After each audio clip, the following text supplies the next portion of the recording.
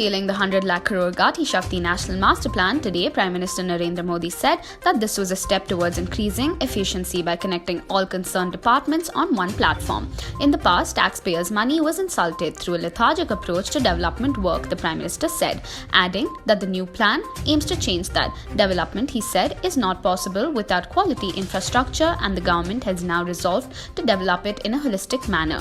The aim of the new plan is to target to cut logistic costs, increase cargo handling capacity, and reduce the turnaround time, Modi said at the inauguration function. It seeks to provide integrated and seamless connectivity for the movement of people, goods and services from one mode of transport to the other.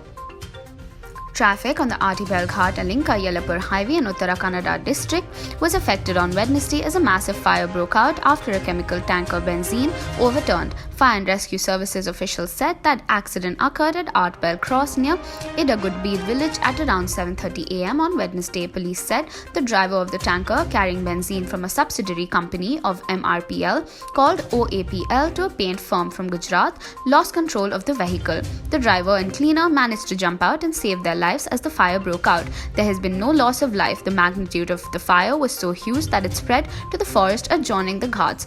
According to sources, at least 2 kilometers of green cover was affected due to the fire.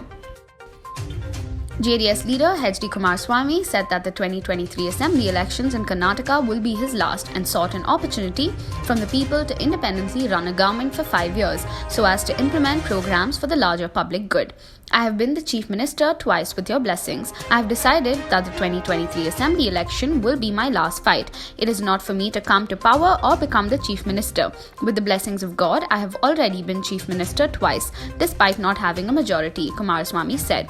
Speaking to party workers and the public, he sought their blessings and support in bringing JDS to power independently for implementing Pancharatna, the five-fold program envisaged by him that include quality education, health, housing, farmer welfare and employment.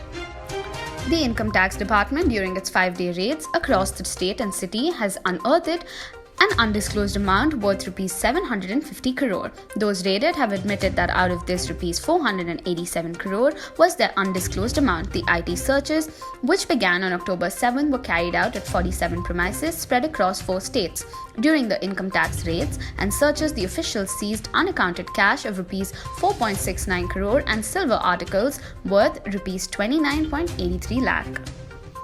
The Narcotics Control Bureau today opposed the bail plea filed by Aryan Khan, arrested in connection with the seizure of banned drugs on board a cruise ship off the Mumbai coast, saying the probe so far has revealed his role in the conspiracy and illicit procurement and consumption of drugs. The NCB, in its affidavit, also said that Aryan Khan was in touch with some persons who appear to be a part of an international drug network for procurement of drugs. Further probe is on with regard to financial transactions done abroad, the agency said.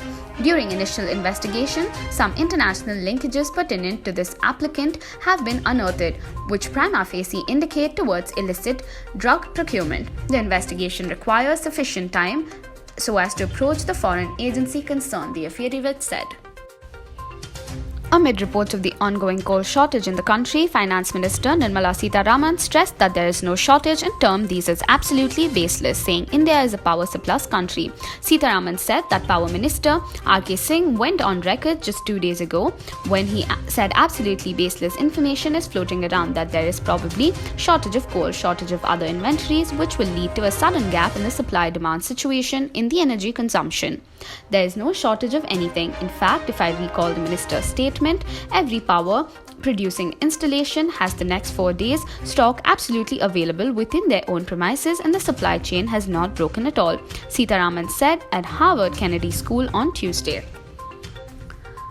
Voicing concern over the recent killing of civilians, former Jammu and Kashmir Chief Minister Omar Abdullah said everyone is feeling unsafe and asked the administration to give the people a sense of security, cutting across religions, pointing out that terror attacks in the Union Territory this year had claimed the lives of 28 civilians, cutting across religious lines. Abdullah, who is the Vice President of the National Conference, at the same time hoped there will be not a fresh exodus of Kashmiri Pandits and Sikhs, both of whom had been targeted in the recent days. All of us should try our level best to ensure that we do not see a fresh exodus of minorities from Kashmir, he said, adding that no one community feels safer than the other. Amid tensions at the line of actual control, the Shiv Sena on Wednesday said if strong steps are not taken by the central government, China and Pakistan will come together and pose a threat to the very existence of India. Referring to the BJP without taking its name as the political East India Company, the party in its mouthpiece, Samana, said, while China keeps resorting to incursions, India is busy in talks. The party also dubbed China a foremost imperialist nation. In the backdrop of the recent attacks on Hindus and Sikhs in Jammu and Kashmir, the editorial said, with Narendra Modi in power at the center, Hindus have fled from the valley. This does not behove a party like the BJP, which champions the cause of Hindutva, it said. The BCCI today extended the deadline for purchasing the tender document for the new Indian Premier League teams by another 10 days till October 20th, and reliable sources said that the two new franchisees would not cost less than Rs 3,500 crore each. The Governing Council of the IPL had issued the invitation to tender document on payment of the non-refundable tender fee of Rs 10 lakh on August 31st. It had earlier extended the date till October 10th. Pursuant to requests from various interested parties, BCCI has now decided to further extend the date for purchasing the ITT document till October 20th, 2021, a BCCI release said. Pakistan Foreign Minister Shah Mahmood Qureshi raked up the Kashmir issue at a multilateral meeting in Kazakhstan, saying that sustainable peace in South Asia was not possible without the resolution of the core dispute with India. Qureshi made the remarks while addressing the 6th ministerial meeting of the Conference on Interaction and Confidence Building Measures in Asia.